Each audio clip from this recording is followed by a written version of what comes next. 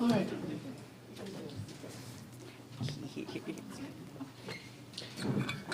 Good evening and welcome to Standing Up for Women and Girls in Washington. My name is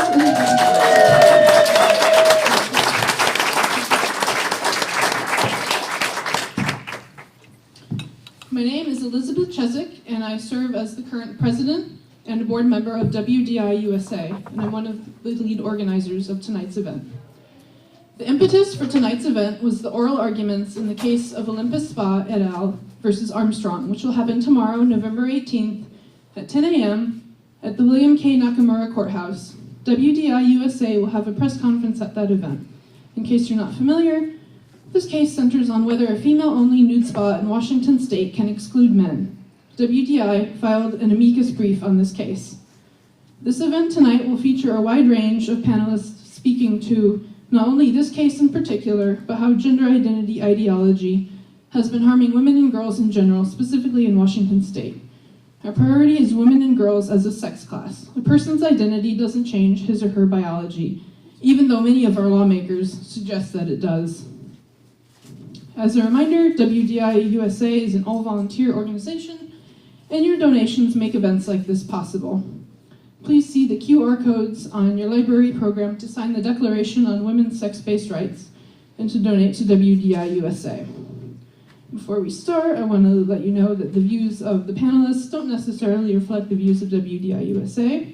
I also want to thank the Seattle Public Library for ensuring that this event happens, and the Seattle Police Department for keeping us safe as we exercise our free speech. The Seattle Public Library would like to make an announcement on their policies. Did that already happen? All right. We're just asking everyone to not be disruptive. If you are disruptive, you will be removed. Our first speaker is Kara Dansky, a lawyer, author, and radical feminist. She is the author of The Reckoning, How the Democrats and the Left Betrayed Women and Girls, and The Abolition of Sex, How the Transgender Agenda Harms Women and Girls. She served as president and board member of Women's Declaration International from 2021 to 2024, and board member of the Women's Liberation Front from 2016 to 2020. Before that, she was considered a national expert on criminal justice law and policy, having served as senior counsel at the ACLU Center for Justice and executive director of the Stanford Criminal Justice Center. Please join me in welcoming Kara.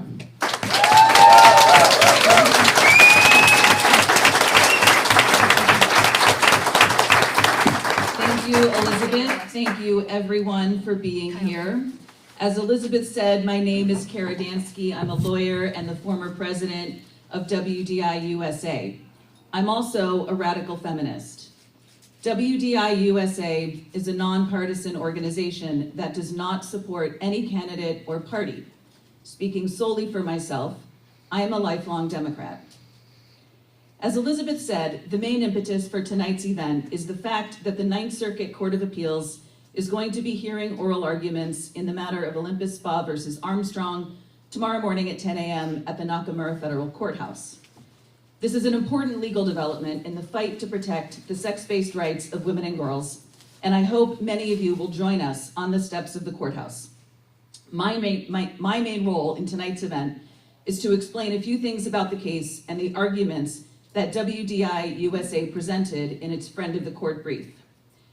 As we know, at the center of the debate is the Olympus Spa in Linwood. I am personally familiar with this spa. I lived in Seattle in the early 2000s, and I went to the spa with female friends on more than one occasion. I know that one of my co-panelists is planning to give some details about the spa itself. So for now, I will just say that it's a Korean-owned, women-only space where nudity is expected and sometimes required. Now, there is some dispute about what prompted the current legal controversy, but one thing that is not in dispute is that a man named Haven, originally Caleb Wilvich, sought access to the spa on the basis that he claims to, quote, identify as a woman. This goes to the heart of an issue that is gripping our entire society, whether men who call themselves women are actually women. Now, of course, every thinking person knows that no man is a woman. One difficulty, however, is that often arises is that people are afraid to say what is true right out loud. At WDI USA, we are not afraid to speak the truth. Men aren't women. Even if they say they are, and even if they take hormones and or have surgeries to make themselves more closely resemble women. They just aren't. This is a simple, basic truth. I don't want anyone to be afraid to say so right out loud. Amen. So, Wilvich thought the spa was discriminating against him in violation of state civil rights law and filed a complaint against the spa with the State Human Rights Commission. More specifically, Mr. Wilvich stated that the spa was discriminating against him on the basis of his sexual orientation. Now, what, you may be wondering, does any of this have to do with sexual orientation? We don't know anything about Wilvich's sexual orientation, which is true. However, Washington state law defines the phrase sexual orientation, and I'm quoting state law here: heterosexuality, homosexuality, bisexuality, and gender expression or identity. So Washington state law literally defines sexual orientation to include gender expression or identity. On that note, it's worth noting that sexual orientation and gender identity have nothing whatsoever to do with each other.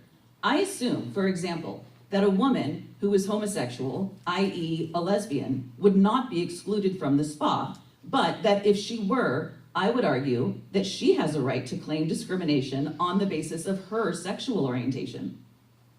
Sexual orientation involves attraction to another.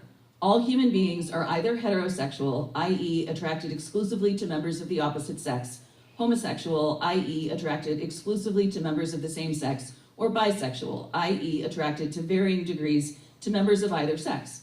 For all of that to be true, sex has to be real, concrete, and immutable. And it is. So-called gender identity has nothing to do with any of that. I would argue that gender identity is simply a made-up concept designed to confuse everyone in society into thinking that there is somehow a third sex class, or that people can be members of the opposite sex, or members of neither sex, or some completely different made-up category. None of that is true. It's all grounded in junk science and lies. Large swaths of society want us all to think that there is a coherent category of people called transgender. And there are certainly people who refer to themselves as transgender. But that does not change the fact that every single human being on the face of the planet, all 8 billion of us, are either female or male throughout our entire lives. Getting back to the case, Wilvich won before the State Human Rights Commission on the basis of the state's law prohibiting discrimination on the basis of sexual orientation, which again, the state defines to include so-called gender identity. Wilvich won because he claims to have a so-called female gender identity. Olympus Spa then turned around and sued the State Human Rights Commission in federal district court, which is the lowest level court in the federal judiciary. The case jumped around between the courts for a while, and ultimately, the federal district court agreed with the State Human Rights Commission that the spa was in violation of state law, because Wilvich claims to have a so-called woman gender identity. The truth, of course, is that woman refers to the state of being an adult human female. It is not a gender identity. Nonetheless, that's the way the court ruled because of how the state law is framed. The spa then appealed the case to the Ninth Circuit Court of Appeals, which hears appeals arising out of Washington, California, Idaho, Alaska, Arizona, Hawaii, Montana, Nevada, and Oregon. So that's where we are now. WDI USA's brief makes 3 main arguments.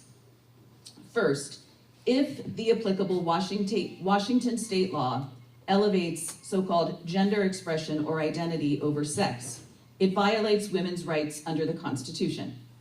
In fancy legal speak, we argue that it violates the Equal Protection Clause of the 14th Amendment, but for today's purposes, it's only important to understand that in our view, the Washington law violates women's rights on the basis of sex in the Constitution. 2, Washington state cannot, as a practical matter, enforce both the gender expression or identity provision in the law that's applicable here, and also enforce its criminal laws prohibiting voyeurism and indecent exposure. As far as I know, this brief is the only time a group like ours has made this argument, and I hope the court is persuaded by it. Now, as Elizabeth mentioned, I used to do criminal law and justice, and I mentioned that I used to live in Seattle. So helpfully, I think for our purposes, at one point I was a criminal defense attorney in Seattle. And so it's not difficult for me to find the definitions of voyeurism and indecent exposure under Washington state law, and I did so. I just don't know how a law enforcement entity, such as the Linwood Police Department, can enforce state criminal law, which it has a responsibility to do, if men like Wilvich are allowed to parade around naked in a naked women-only spa. Okay, I have only a few minutes left, and so I'll just say the third argument we made is that the lower court used the term transgender uncritically in its written decision, but the term is a linguistic sleight of hand that obscures the material reality of sex and entrenches regressive sex stereotypes. And it's here that I want to push back against some of our detractors. Groups like WDI USA and the individual women on this panel are often accused of enforcing rigid stereotypes. In fact, the exact opposite is true. WDI USA stands firmly in support of women, many of them lesbians, who refuse to conform to the sex stereotypes of femininity. In that sense, among others, we are the true progressives. Okay, I'm gonna wrap up, and I hope you'll allow me just a minute or two if I go over, because this part of the WDI USA brief is important in my view. Okay, I've been doing this work for 10 years. In that time, I have become accustomed to reading the phrase transgender women in legal documents. I don't like it because there's no type of women who aren't female. However, I'm used to it at this point. However, the lower court in this case used the phrase transgender women with male genitalia. Reading the lower court's decision was the first time I had come upon that particular phrase. Our brief states that in its order granting the State Human Rights Commission's motions to dismiss, the lower court repeatedly used the word transgender and the phrases transgender woman, transgender women, and transgender women with male genitalia uncritically and without definition. Now, as I was working on the brief, after I typed that sentence, I can't believe I'm going to say this, I realized I was going to have to find a definition of male genitalia, a citable definition, in order to explain why the phrase transgender women with male genitalia is so problematic if you care about women and girls as a sex class. So I found so I'm Googling anyway. So I found a credible definition of male genitalia on the website of the National Institutes of Health and dutifully typed the following into the brief, adding the necessary footnote. Okay, here we go. According to the National Institutes of Health, male genitalia consists of the external organs, penis, scrotum, and urethra, and the internal organs, testes, epididymis, vas deferens, seminal vesicles, ejaculatory ducts, prostate, and bulbourethral glands. And then I typed the following paragraph. At no point did the district court explain how individuals with male genitalia can be a type of women. It goes without saying that women do not have any of these organs. It is truly a testament to where we are as a society today that it must be said in the context of federal civil rights litigation that women don't have penises. That's all I have for now for tonight. Thank you so much.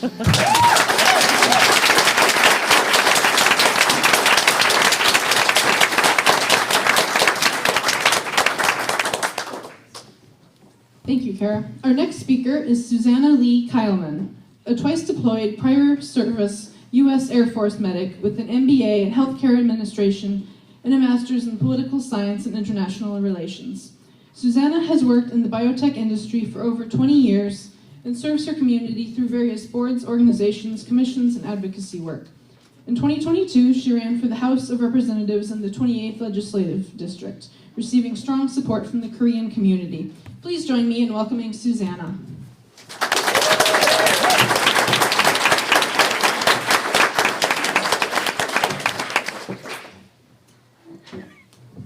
Can everyone hear me? Yeah.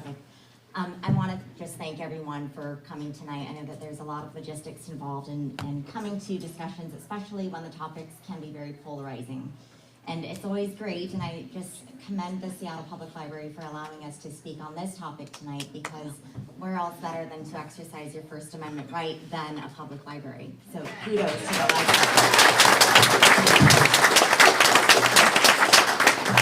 I also want to thank WDI for asking me to speak on behalf of the Korean community. Many of you might remember Ina Kwan. She was a pregnant Korean business owner that was shot and killed here in downtown Seattle in Belltown, and her child also did not survive. So I want to just take a moment to reflect on not forgetting her and remembering her in the right way, but myself as a Korean American, after running for office, people reach out to you and they ask you to advocate on their behalf. And the Korean community is very close and very tight-knit, so if something happens to one of us, it happens to all of us.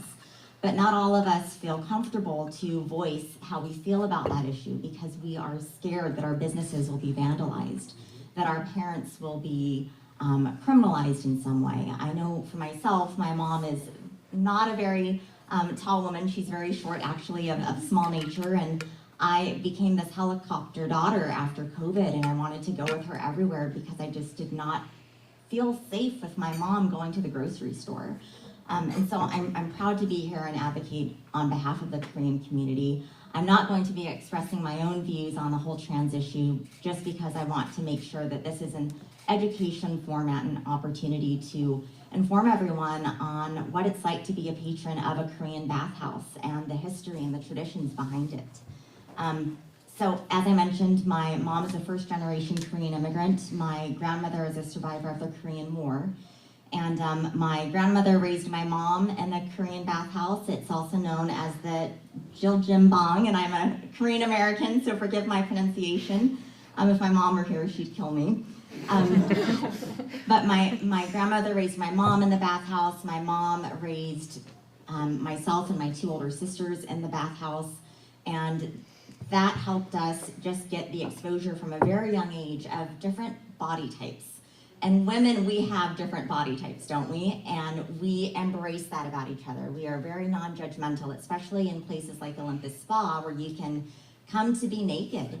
And it's not just naked physically, it's you're coming to be emotionally naked. You're coming for a mental reset. You're coming to be alone with your thoughts. And where else can you do that as a woman? And I look at the women in this audience, to be alone with your thoughts than a place that welcomes that and truly helps you to embrace that. So 3 generations, when I look back on some of my childhood memories with my grandmother and my mom and my sisters, that's 3 generations of Koreans, Korean Americans going to this Korean bathhouse. And my sisters and my mom have decided to no longer be patrons of Olympus Spa because of this issue.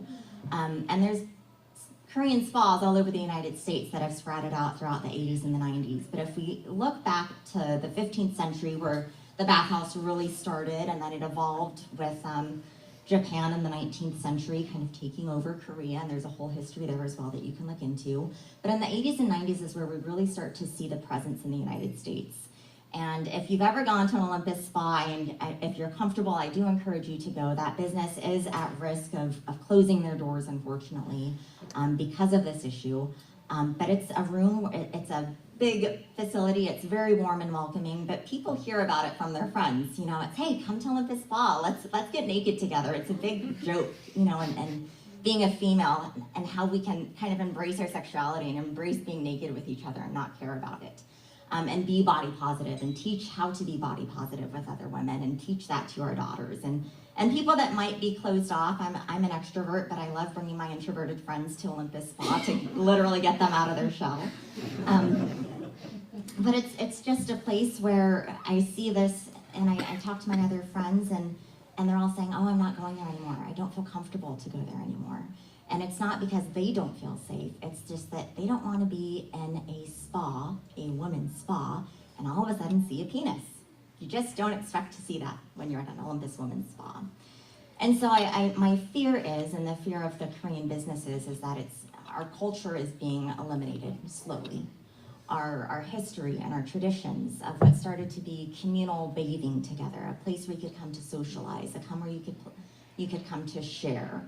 a place where you could come during your life stages of womanhood. You know, women, for myself and for my sisters, my grandmother always instilled in us, you know, when you're done on your period, when you're done with menstruation, go to the spa, rebirth yourself, rebirth your mentality. When you're done giving birth, when you're pregnant, when you're going through life stages, when you're going through menopause, here's a place where you can go to embrace all of the stages of womanhood and where it's accepted, most of all. And so if you've never been to a spa, and Olympus Spa specifically, and I grew up in the one close to Lakewood, you go in and you're greeted by these ajumas or unnis or whatever term you want to call them, and they're these nice, hospitable Korean women, and they welcome you, and they're just so excited because they're like, oh my gosh, someone's here to share our culture. Someone is here to embrace our culture. And you get a shower cap, you get a locker key, you get some towels, and then you go and you put your shoes in a locker, and then you go a little bit further, and then you're in the women's locker room. And that's where you can either keep your robe on and go to the dry area where there's many different heated rooms or salt with aromatherapy, or you can go to the wet rooms or the pools. And how many of you in here have ever gotten the body scrub? Okay, that in itself is a physical rebirth. And there's a reason why you go in the pool first, to kind of soak your body and get your body ready. But it's literally like human sandpaper with this strong, tiny Korean lady, and she is scrubbing you. And you look down and you see all of your dead skin cells. But that in itself is like, oh, I feel so much better. I feel so clean. And that does something to your mentality of like, wow, okay, I just had the worst period of my life. It was horrible. I was bloated. I just broke up with my boyfriend, but I just had this ajuma scrub me down, and now I feel like a new woman, and I'm ready to tackle the world, right? Can you guys relate to that feeling? It's a great feeling. And so it's not just for Korean women. The best thing about Olympus Spa is you see all different ethnicities there. You see all different cultures. You see all different body shapes. Everyone is embracing this rebirth, this ritual. And Koreans take bathing as a ritual. It is a part of the day. It is a part of your week. It is a part of your life. In Korea, some of the bathhouses might be co-ed or have co-ed spaces, but it is a known thing. It's not a surprise. It's women on this side, men on this side. If you guys want to come together, here's a place where you can coexist and enjoy the spa together. But for Olympus Spa, when you go and you think about, okay, I'm gonna make this experience either just about me, I just need to go and be alone with my thoughts, or you're tired of making less money than men do, or you're thinking, man, men have it so easy, or you just wanna come and, you know, complain to yourself about all the perils of womanhood and things like that, or you just come to celebrate, I have a good man in my life, or I have someone who embraces being a man and lets me be a woman. And that, I think, is really embraceful in the Korean culture. It's that kind of traditional gender role. But the Korean culture is a matriarch. Women are the head of the household. Women are worshipped until they die. I will be my mom's Medicare. I will be my mom's long-term plan. I will be taking care of her. I will be her nursing home. And that's just how my culture is. But it's also not something that is embraced by other cultures. And we don't look down on that by any means. But we do embrace the fact that women are to be worshipped, women are to be held sacred, and women deserve a safe place. And it can't be at the expense of men that call themselves women. And this is hurting Korean businesses because of the fact of our tradition, of our culture, and again, when you go there with the mentality to be a woman, and I want you to just spend a second on thinking about what it is to be a woman. And all of those reasons should be objective. There should be true science behind that. I have a period. I can give birth. I can create life. Some of that does involve men, right?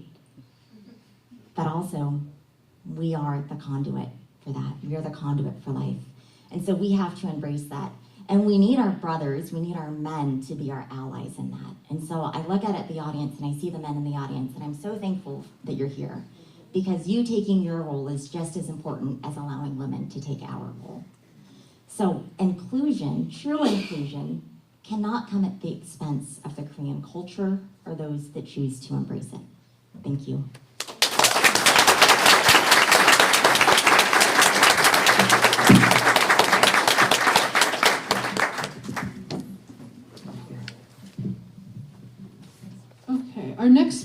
have been April Morrow, mother of 3 and grandmother of 6, who has owned Dance to Connect for over 2 decades and led the Ballroom and Swing program at PLU from 2009 to 2020.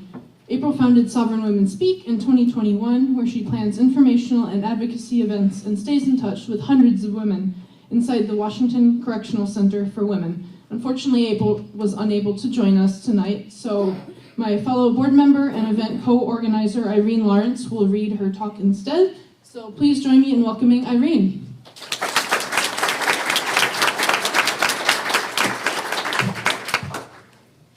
Good evening, ladies and gentlemen. When I left the Wolf event, held right here in 2020, I knew I had to get involved. With so many issues surrounding this massive betrayal and the injustices towards females, I wasn't sure where to focus my attention. Very shortly after the Wolf event, I heard that a Washington State man, Douglas Perry, had been transferred to Washington Correctional Center for Women. I was flabbergasted. I hadn't heard his name since the early 90s when I was closely following the case. This was the biggest story next to the Green River murder. If you have lived here in Washington long enough, you will most likely remember the terror this man brought to our women and girls. He was convicted of murdering 3 women, but admitted to murdering 9. This happening in my home state hit me hard, and I knew now where to focus my energy. I immediately founded Sovereign Women Speak. I used an app called Securus to email the women inside WCCW. I went to the prison's roster and began uploading names of inmates. I put out hundreds of emails informing the women that I was here to help them. The next day, my inbox was full, one letter after another, laced with fear, anger, and desperation for someone to help them. They informed me of 2 other men inside the facility as well. I let them know I was bringing a large group of women to the prison to protest and publicize the violent men being housed with women inside WCCW. They were stoked. For my first event, I held a large protest at the prison. I flew a plane over the facility stating, "Sovereign women demand single-sex prisons." We made an impact and brought hope to the women inside.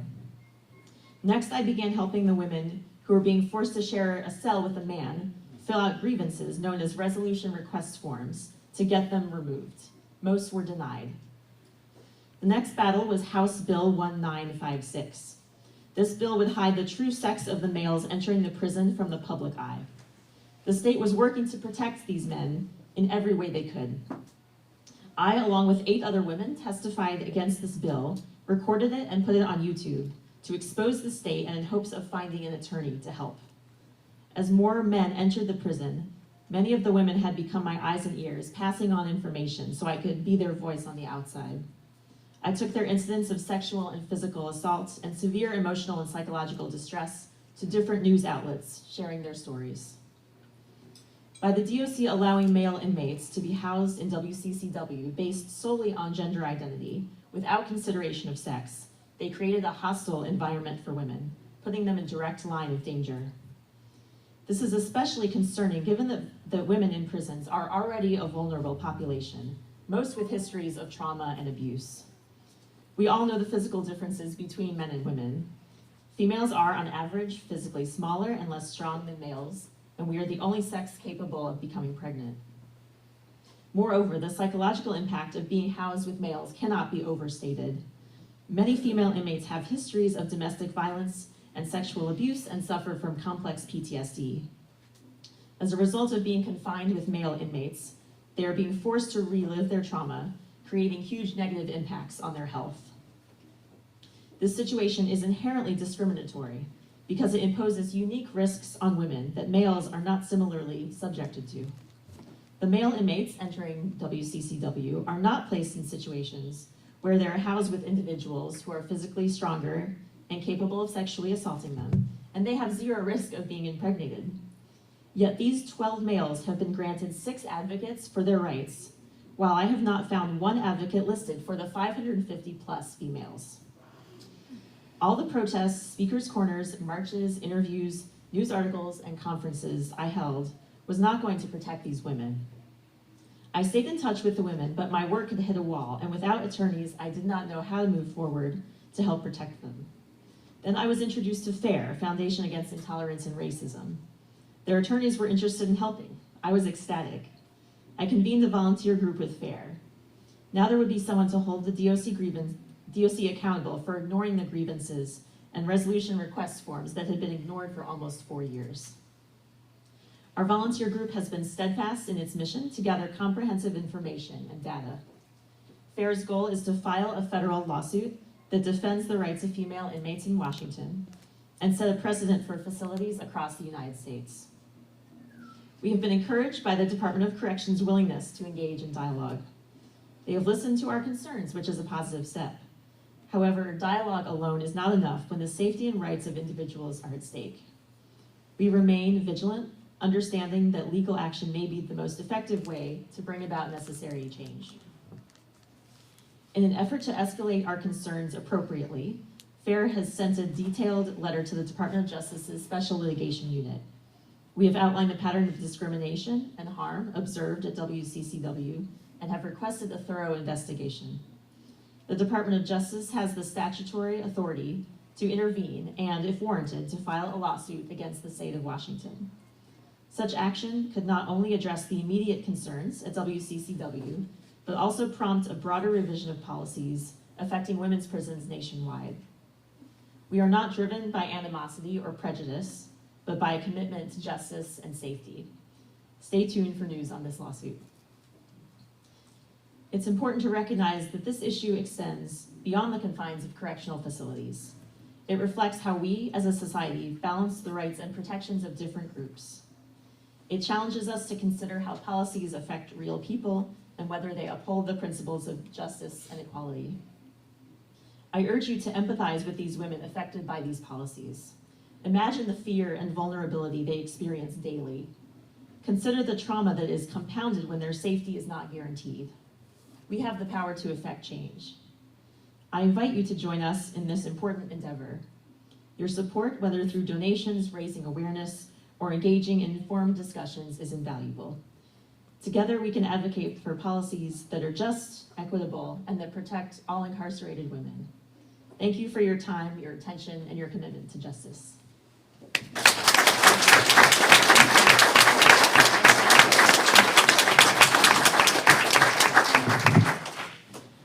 Thank you, Irene, for delivering April's remarks. Our next speaker is Amy Sousa, who holds an MA in depth psychology. She is a women's rights activist, writer, lecturer, and educator with an expertise in instincts, safeguarding, and embodiment. As an activist, Sousa has organized multiple rallies, protests, and free speech events on behalf of women and girls' sex-based safeguarding provisions and against the unnecessary medicalization of children. Amy's writing can be found at www.theknownheretic.com and at Known Heretic on X, YouTube, Instagram, and TikTok. Please join me in welcoming Amy.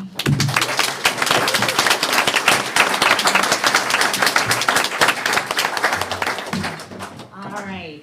Hello, everyone. Okay. Oh, and I need my glasses. So it is really wonderful to be with you all today, and we've all gathered here to support women and girls and to protect their single-sex provisions like spas, also prisons, rape shelters, locker rooms, and sports. So these provisions we know exist both for reasons of privacy and for also reasons of safety. So we're rejecting policies that allow men and boys to transgress women and girls' sex-based provisions in the name of transgender ideology. So my background is in psychology. I speak and write about instincts, intuition, embodiment, and boundaries. And today I'm going to do a little critique of the DSM-5 TR and its 14-page diagnosis of gender dysphoria. So I'm going to expose how this diagnosis rests on a faulty premise. It constitutes a linguistic manipulation, an empathy trap, and it's being used to normalize the boundary violations of adult men. And I am not the only mental health professional who is speaking about this. More and more therapists, counselors, psychologists, psychoanalysts are speaking out against this diagnosis, and this is not the first faulty diagnosis of the DSM. It is known to be a working document, and many diagnoses are changed throughout history. Things come and go when enough people point out the problem with them. So the very word transgender is a linguistic sleight of hand. It obscures the reality of sex. The word has no coherent, falsifiable meaning. So there's no way to test for who definitively is or who definitively is not transgender. And as Amnesty International promotes on their t-shirts and in their signs, it is an ideology of I am who I say I am. And of course, we've all heard the mantra, trans women are women. We've heard it ad nauseum being pushed in schools by the federal government, by the United Nations. This is a thought-stopping mantra, a secular incantation used to bypass critical thinking and to obscure the fact that men are men. So for those of us who are not confused about sex, it's obvious that men don't belong in women's locker rooms. They don't belong in women's prisons. They don't belong in women's rape shelters or women's sports.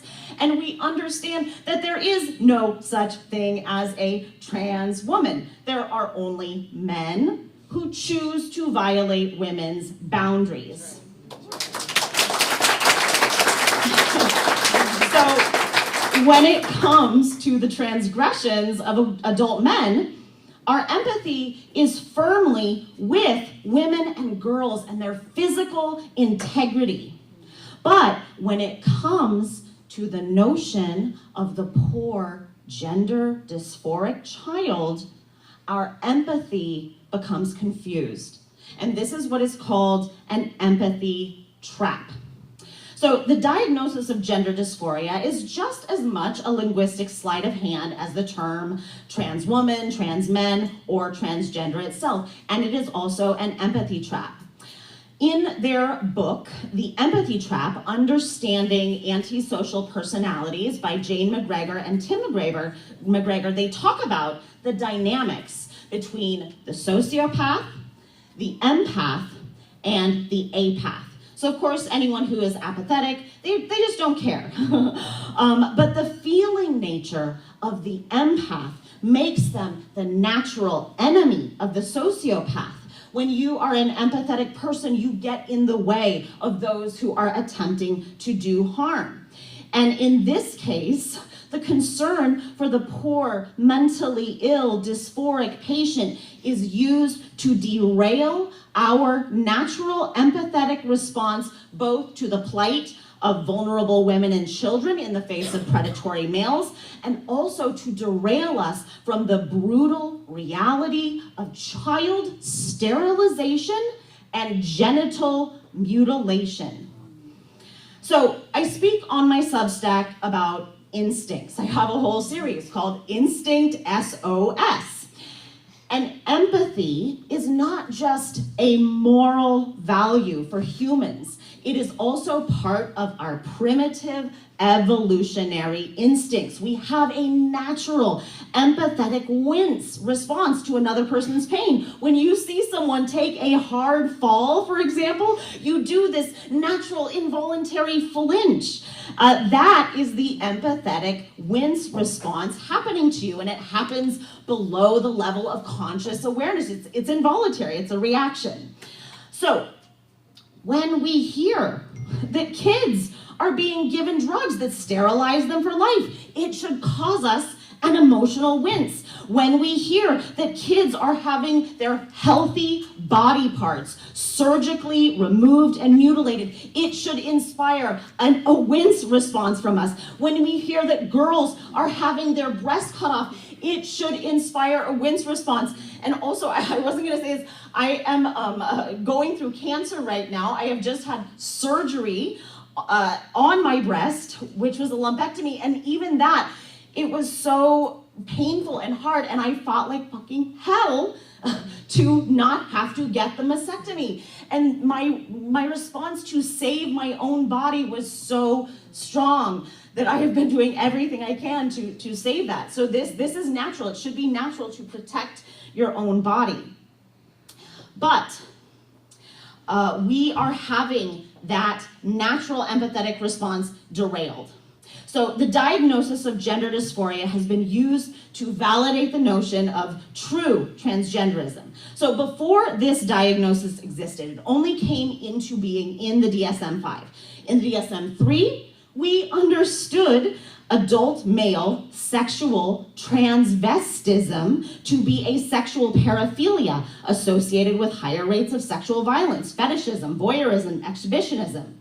In the DSM-4, we were then introduced to the term gender identity disorder, a term I also would critique because there's no such thing as a gender identity. And that term itself was coined by a sexologist, John Money, who was known to have abused children. But in the DSM-5, the term was changed to gender dysphoria to change it from a disorder into a condition. And it was used to also apply to children. It's also used to create a billing option for puberty blockers, wrong sex hormones, and these surgeries. So there are 14 pages dedicated to this diagnosis.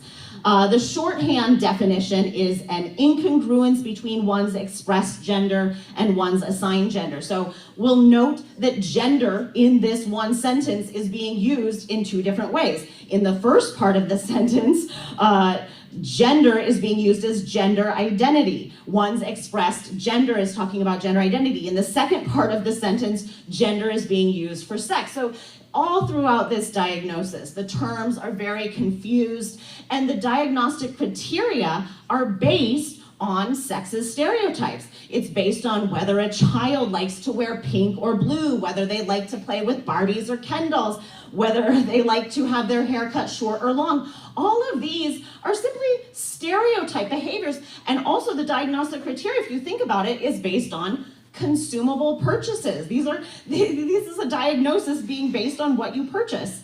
So I want to really get into the fact that there is no such thing as an innate gender identity that no people have. There are no innate identities of any kind. Identities themselves are mental, self-defining concepts that are necessarily fluid and fragile.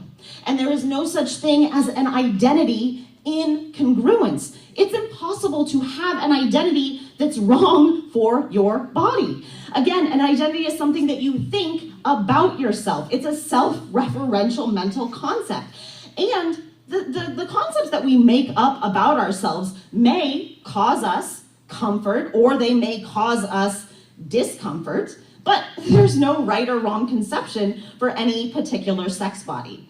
So this diagnosis, and I'm going a little long here. I'm not to my end yet, but I see I'm going to have to cut some things and wrap them in. But this diagnosis, I want to say, also has some of the members who sat on this. This is research uncovered by Genevieve Gluck of Redux magazine. She uncovered that some of the clinicians and sexologists who sat on the committee for the creation of this diagnosis are also members, formative members of a body modification fetish site called the Eunuch Archive, whose academic interests advocate for sadomasochistic and even pedophilic castration fantasies of children. So these are some of the people who sat on the creation of this. We are our bodies.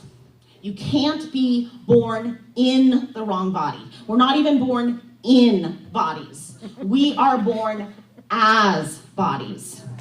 We are our bodies. We're born embodied. There is no other thing to be. And this is just a neutral observation about the form and function of how we physically experience the world.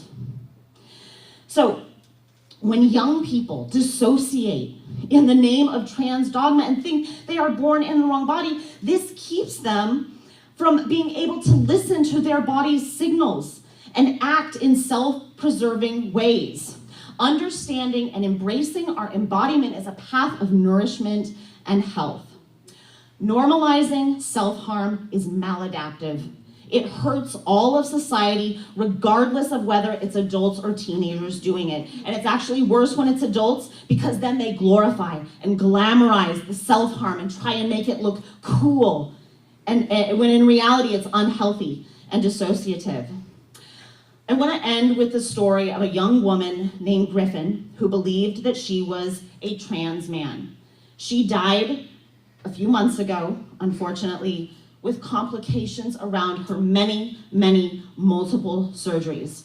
Her case is well known in our circles and has been documented by Exolancic online. And I'm citing this case to say that receiving a diagnosis of gender dysphoria is not benign. Because of this girl's diagnosis, because she truly believed she was born wrong, she fought through sepsis. She had a mini stroke. She lived on a colonoscopy bag. She did more and more to chase the dream that these doctors presented to her, when in reality she was getting further and further dissociated. Cosmetic surgery is not a mental health cure.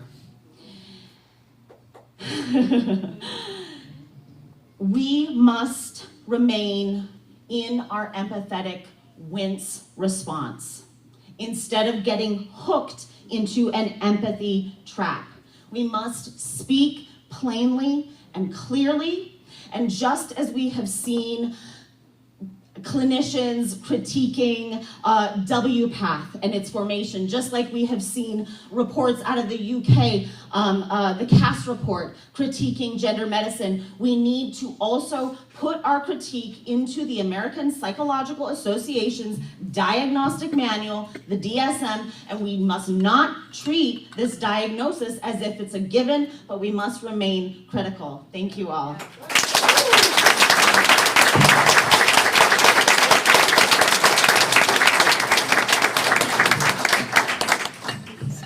Thank you, Amy. Our fifth speaker is Elle Palmer. Elle is a 25-year-old woman who spent her teenage years thinking she was a boy. She took testosterone for 3 years and detransitioned before age 20. She now speaks about the harms of childhood transition on herself and others. Please join me in welcoming Elle.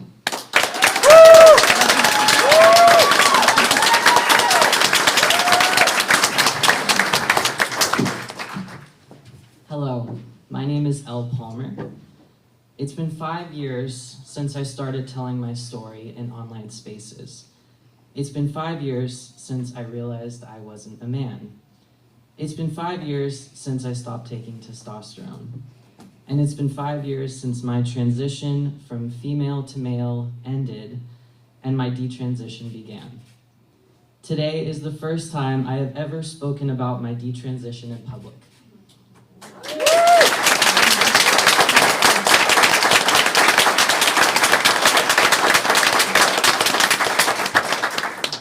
I'm incredibly honored to share this podium with intelligent, well-spoken women and all the people in this room making the world a better place for women and girls everywhere. I think this is the perfect venue to speak about my detransition for the first time. I believe that as I tell the story of my life, every woman here will resonate with at least one thing that I've been through. To everyone that got me up on this stage and gave me the courage to speak here today, thank you.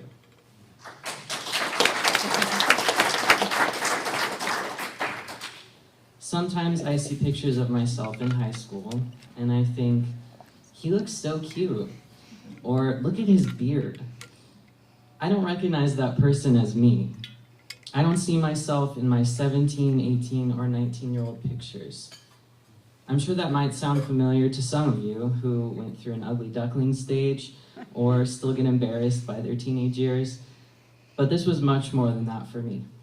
I was a boy in high school, but I was born a girl. I spent my teenage years living a lie. I built the foundation of my life, my confidence, my sense of self, on my transition from female to male. One day, I looked in the mirror and I didn't recognize myself. I had a receding hairline, a neck beard, chest hair, shoulders broader than my narrow hips, and a face that was so masculine everyone thought I was male. When I told my friends I was a trans man, they thought I was joking. The doctor that kept tabs on my health during my transition was more excited to further my transition than I was. Every time I saw him, he'd expectantly turn his glare on me and ask if I called that surgeon in Denver. He was increasingly assertive with his demand, I want you to get a hysterectomy as soon as possible. I was 18. After 3 years of testosterone, the only boxes I had left to check were a mastectomy, a hysterectomy, and if I took it to the final step that not every transgender person ends up getting, bottom surgery. Yes, I planned on removing everything that reminded me of my old female self and becoming the ideal male. But in front of the mirror, when my clothes came off, it was obvious that I was just a man trapped in a woman's body. So why was I so adamantly against being female? Why did I want to rid myself of my female body that was perfectly normal, functional, and caused me no physical pain? Well, I did feel pain, but it was all in my head. To this day, I shudder at the memory of starting puberty at 11 years old, which began 3 years of the worst mental anguish I have ever felt in my life. I didn't know what a normal teenager thought about. I spent my days with suicidal thoughts, self-harm, anorexia, obsessions and rituals, insomnia, school refusal, agoraphobia, dwindling friendships, hyperfixations, internet addiction. I was diagnosed with ADHD, depression and anxiety, bipolar disorder, and an eating disorder, all before I turned 14. I was prescribed stimulants, benzodiazepines, antipsychotics, sleeping pills, and a few different SSRIs and SNRIs. Okay, I'm done listing everything that was wrong with me. The pills were supposed to make me want to go to school, to make me not want to die, to make me better. But nobody asked me why I felt the way I did. They only heard me say what I was feeling. I said I wanted to kill myself. I didn't say it's because an older man I met playing my favorite video game told me he wanted to see me naked when I was just 11, or because a man in his 20s sent me dick pics when I was 14. I said I was starving myself. I didn't say it's because my older brother and sister were athletes who spent years calling me fat, or because my mom bought me a weight loss program when I was 10. I tried to separate myself from my body. I started to feel like something was desperately wrong with me, like I was broken and needed to be fixed, like there was a piece of my brain that had been missing at birth, and if I found the right cure, it would finally solve all my problems. When I was 14, I found the online trans community. I was given a script by transgender adults who spent their free time helping children like me get past the therapeutic gatekeeping and get on hormones. That was it, my golden ticket to happiness. I told my friends, I told my parents, I told the LGBT center, I told a gender therapist, I told Planned Parenthood, and I told a doctor. All of my trauma, my pain, the years of shame, disgust, sexualization, it all disappeared. I got to be a different person, a boy. The name Elle meant nothing to me anymore. It was my dead name.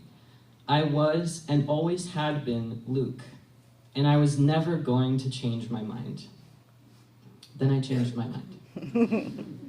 When I was 19, I stopped taking testosterone. At the time, I told myself it was because I was going bald.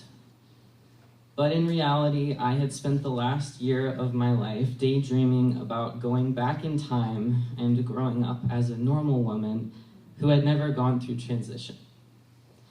Wishing I had never taken testosterone. I was not even out of my teenage years, but I was already regretting the identity I had told everyone I would live as for the rest of my life.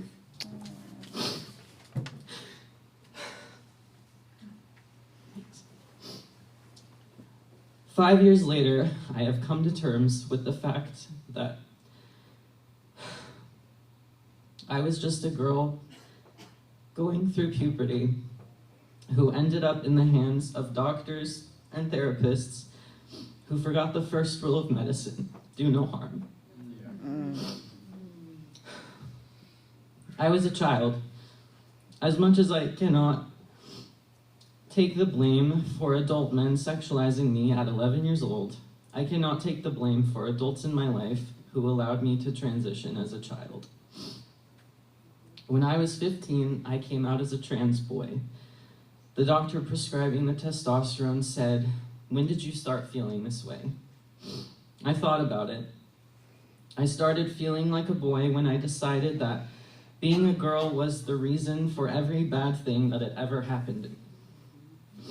I told the doctor I would rather die than live the rest of my life as a woman. But here I am. Thanks very much.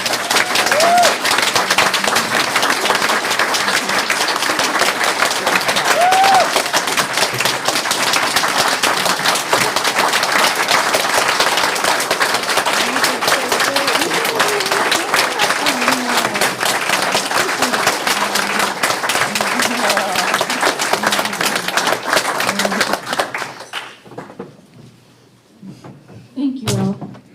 Our final speaker is Carol Dansereau. After receiving her law degree from the University of Michigan, Carol worked in nonprofit organizations for over 25 years, fighting toxic pollution.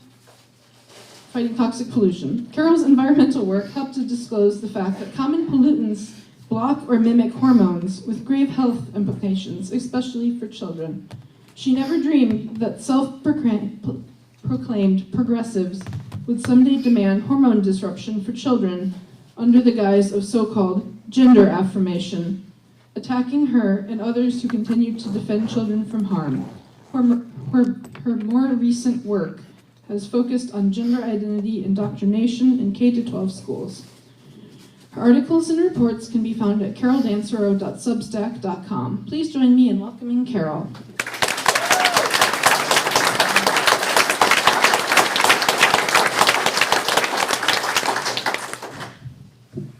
Hear me okay?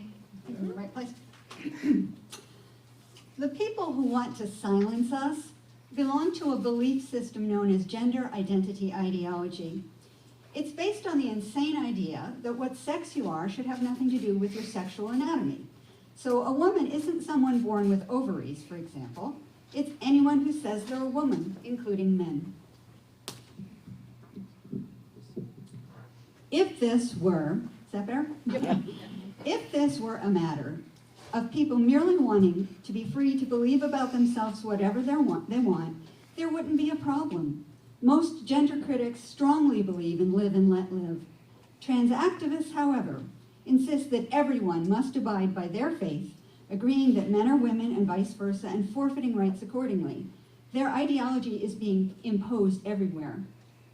This is a disaster for women's rights. We no longer have the female-only spaces we fought for. There are men in our rape shelters, prisons, spas, locker rooms, you name it. There are men in women-only organizations, such as support groups for female conditions like endometriosis. I am not making this up. There are men in women's sports, despite obvious male advantage. Look at the website boysversuswomen.com, which compares the records of the world's top female athletes with those of high school boys, who can defeat those women in droves. Men are stealing women's records, titles, and spots in all sorts of sports at every level. Even partial tallies tracked by websites like hecheated.org are staggering. When last I checked, there were over 9,000 examples of males and female sporting events documented there, with over 5,000 instances of males taking first, second, and third place trophies away from women. Here in Washington State, at the high school level, a boy skewed results in the girls' cross-country state championship meet in Pasco last fall, unjustly elevating his team on the podium. In May of this year, a boy stole first place from girls in the 400-meter race at the state track championship meet in Tacoma. Also in May, a boy stole first place from girls in the 1,600-meter race at the Junior Olympics in Kashmir, coming in 7 seconds ahead of the real winner. It is everywhere. I really need my water. Happens every time I speak. Super dry mouth.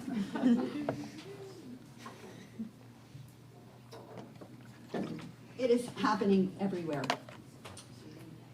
One of the ways that gender ideologues have succeeded in forcing their ideology down our throats is through their takeover of K through 12 schools.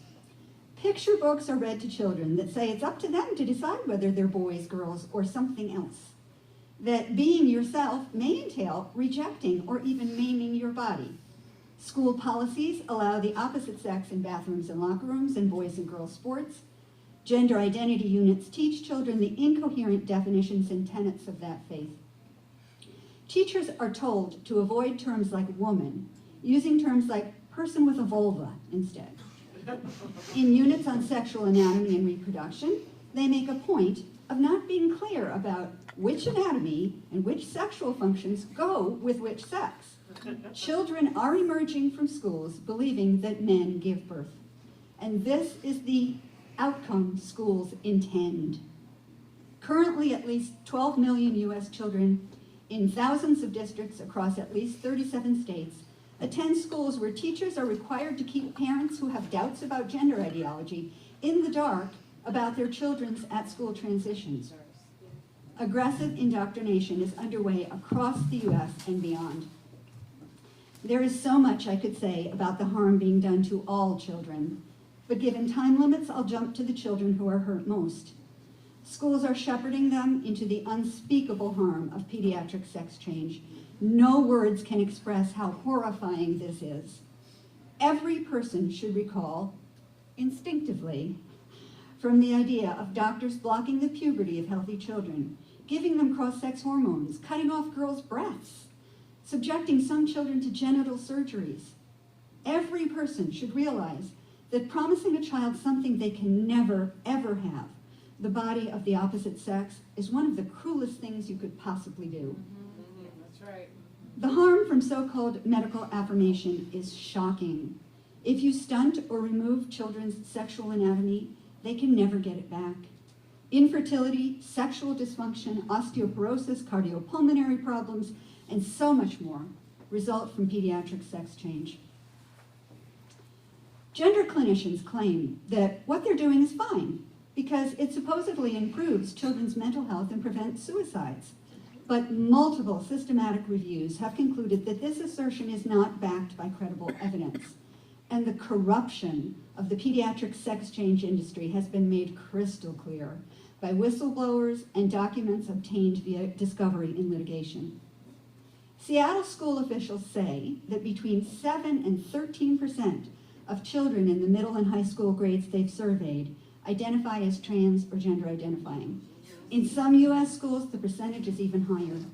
The CDC recently reported that 3.3% of US high school students identify as trans, and another 2.2% question their gender identity. Not long ago, there were no pediatric sex clinics in the US. Now there are hundreds. Every clinic around the world has seen exponential increases in the number of children medicalized each year.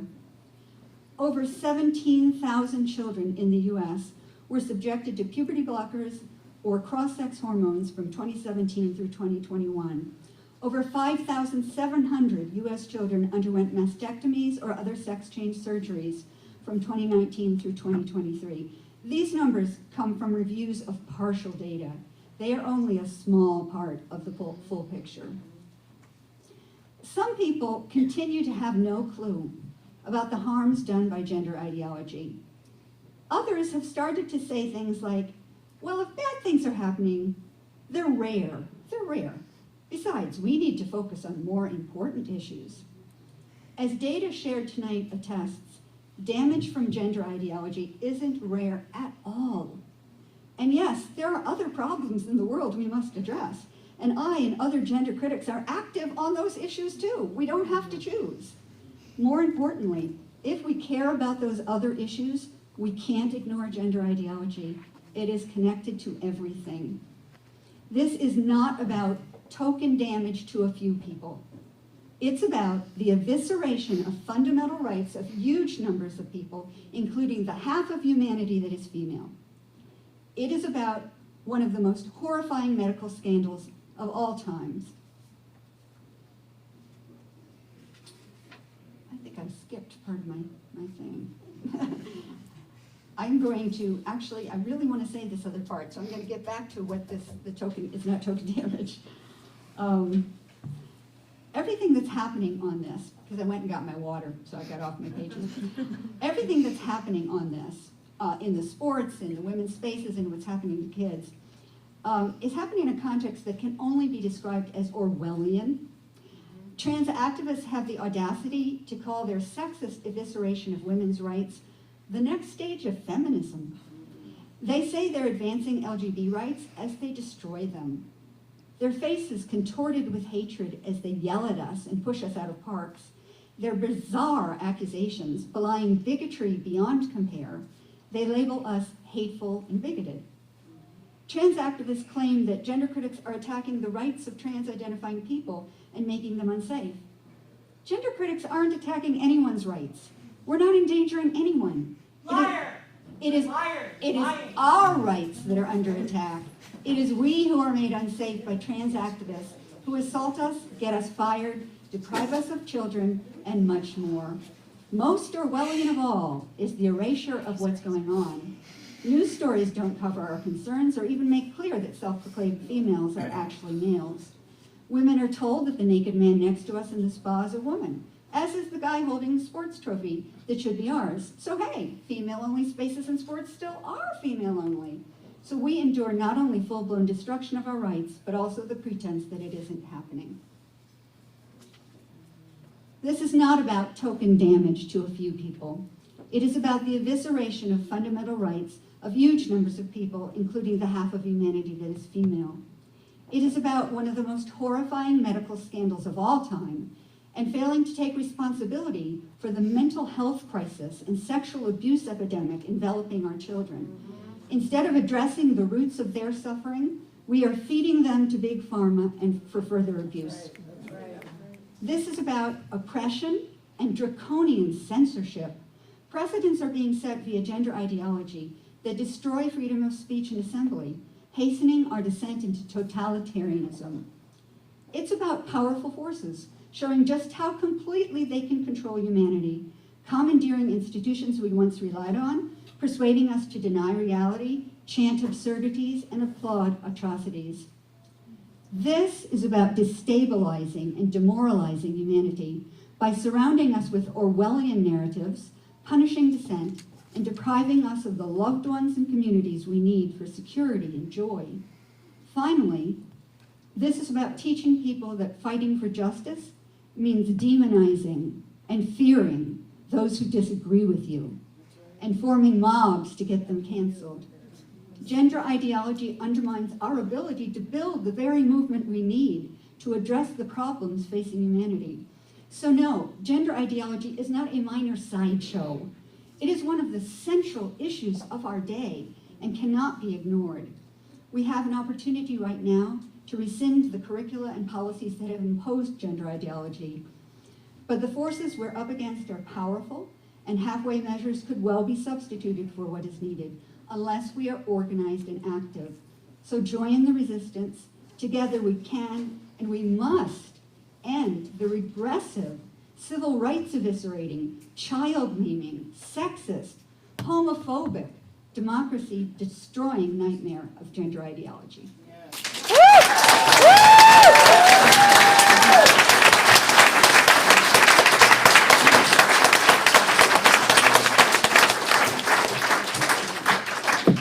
Thank you, Carol. Please join me in giving all of our speakers another round of applause.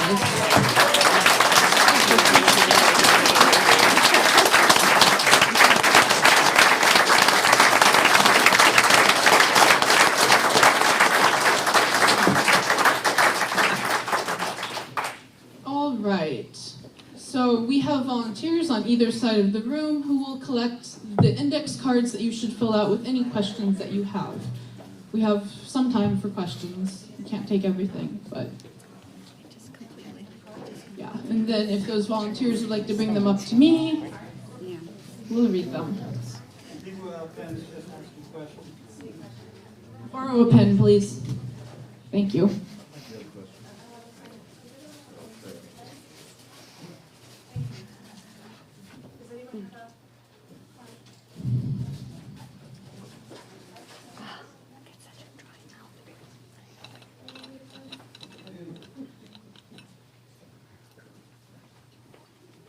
Right, so this member of the audience says, what about starting a party of women?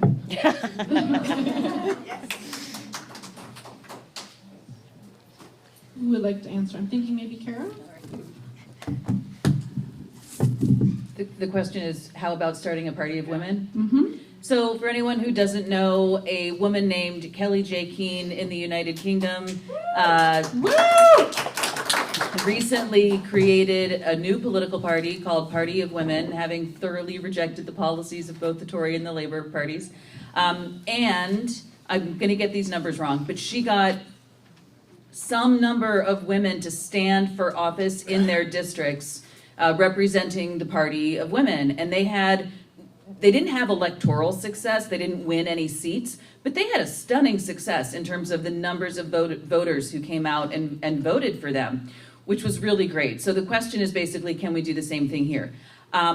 It is much more difficult to start a political party in the United States than it is in the United Kingdom. I've given it a cursory glance, and my feeling on the matter is, if one of you would like to start that political party, I would be in enthusiastic support of that. Thank you.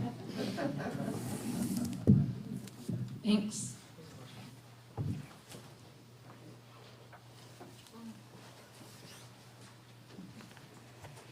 So this question is, are men currently allowed in the Olympus Spa, or is that on hold until after the court date?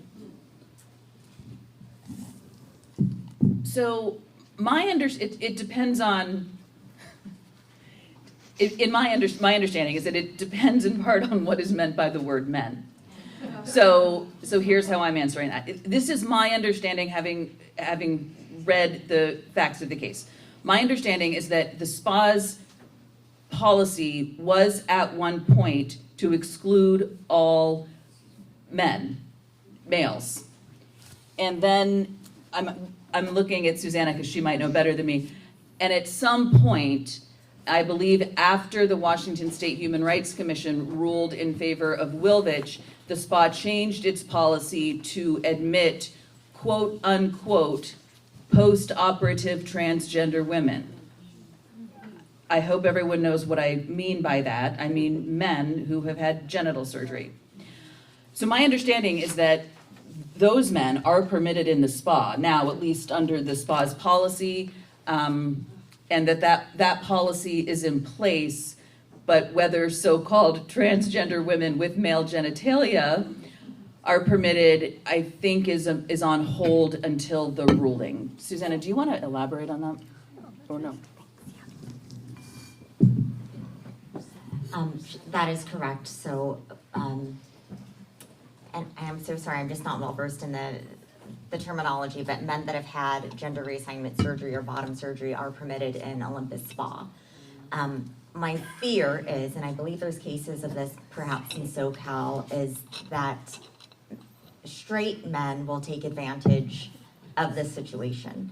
And there's people out there that will say, well, no straight man will ever have bottom surgery. But if you account for mental illness, it's actually possible. And so my fear is, and I think the fear of people or women that patronize Olympus Spa are in fear that men will take advantage of the fact, or they will say that they identify as women, when in fact that they truly don't. They just want access to women. And that is what's stopping the patronage of Olympus Spa, is really just the unknown.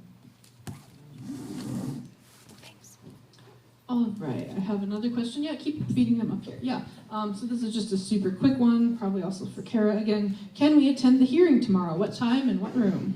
My understanding is that oral arguments before the Ninth Circuit are open to members of the public.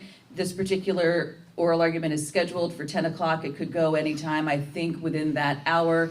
In order to go, my understanding is that you have to go through security of the Federal Protective Service, which is a traditional bag check, and you have to have ID. That is critically important. They won't, obviously general rules apply. Everyone must conduct themselves appropriately and with decorum and all of that. The court will be hearing arguments from both sides. Both sides will be presenting their legal arguments, and it's kind of interesting if you've never been to that kind of thing before. But many of us will also be outside gathering and expressing our support for women and girls as a sex class, and everyone's definitely welcome to join that. Thank you. All right, this is a big picture question. What should be the next wave of feminism? Amy? Oh my God. I don't know.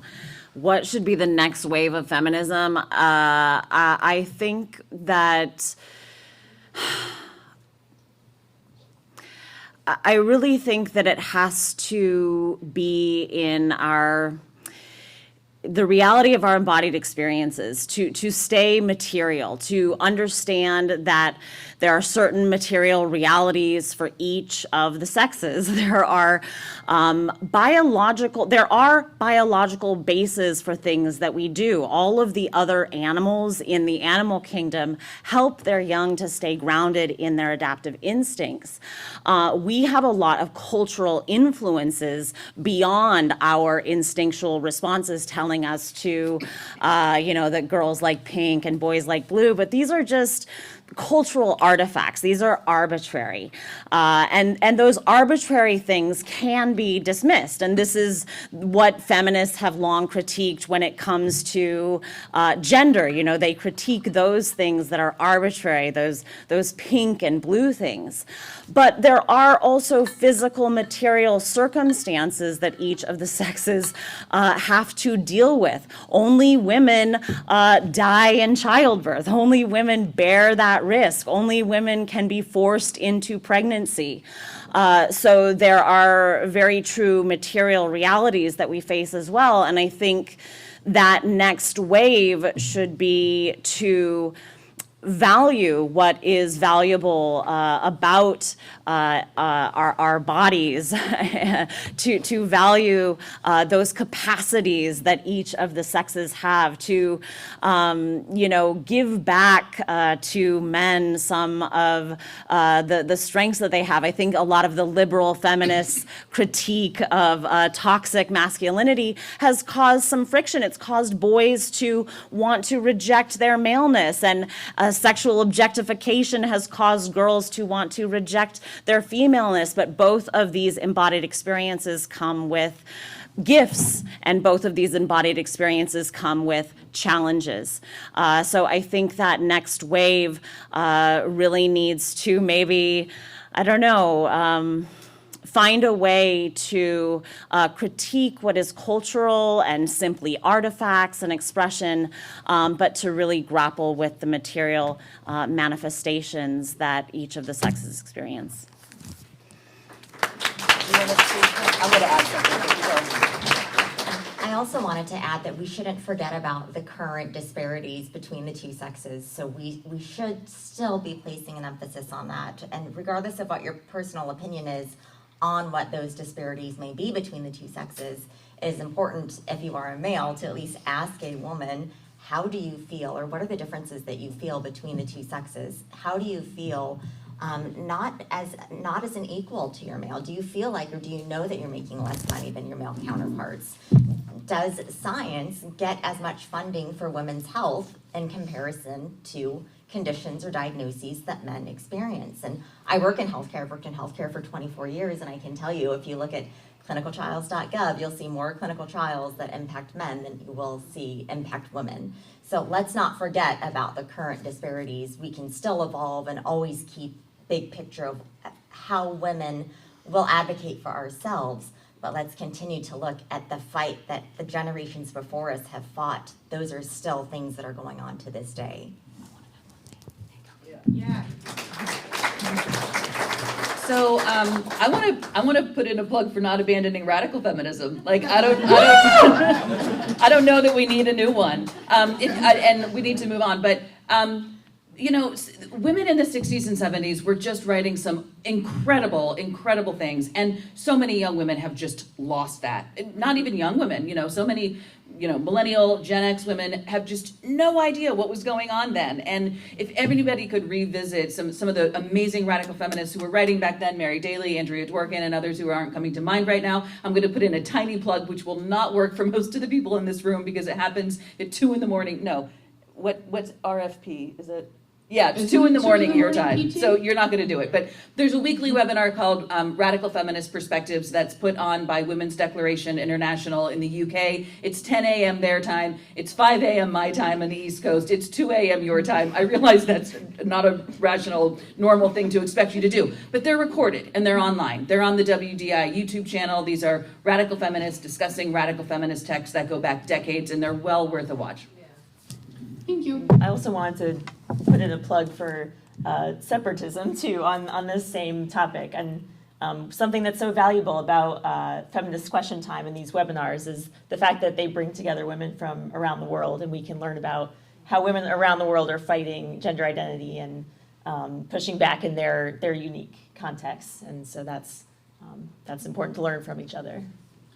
Yep. Okay. Of questions for you, Kara. How have the election results impacted our strategy for gaining ground on this issue? Okay, we have 3 minutes left for this event. I mean, so this election was obviously very difficult. I guess here's how I'll answer the question. A lot of questions are getting raised right now about what will the incoming administration really do to undo some of the things the Biden administration did. Many people in the room probably know that on the first day of taking office, January 20th, 2021, President Biden issued Executive Order 13988, which instructed federal agencies to redefine sex to include so-called gender identity for all purposes under federal administrative law. That was a really bad thing that he did, but that was arguably the least bad thing that he did of all the bad things that he did. So the incoming administration has made a lot of promises. I'm aware that a lot of people who care about the sex-based rights of women and girls and are very angry at the Democrats voted Republican this time, and I understand why they did that. And maybe he will do some good things, right? Like, I don't discount that at all. And I think that he will probably rescind that executive order, and I hope he does. My big concern, though, is that just rescinding that order without doing more will accomplish almost nothing. And there are really complicated reasons for that I don't have time to go into, but also there are just really complicated questions around the limited nature of executive authority, you know, questions around how much can he really do without congressional approval, how much can he really get through Congress, and then there's the even thornier question about what the heck are we going to do with the states. Because we live in a country, as everybody knows, with 50 states, and they all have their own crazy laws on this topic, Washington being one of the craziest. So it's really complicated, but I guess I don't know that our strategy is going to shift all that much, other than to keep pressing, right? WDI USA has had a strategy of really working with radical feminist groups and working across the aisle and working with, you know, with media, anyone in the media who will listen to us. And I imagine we'll continue to do that. It's a nonpartisan organization. So to a certain extent, for WDI USA's purposes, the political party in charge doesn't matter because the organization doesn't endorse parties or candidates. I hope that answers a really complicated question. Thank you so much, and that's all we have time for. So please join me in giving another round of applause.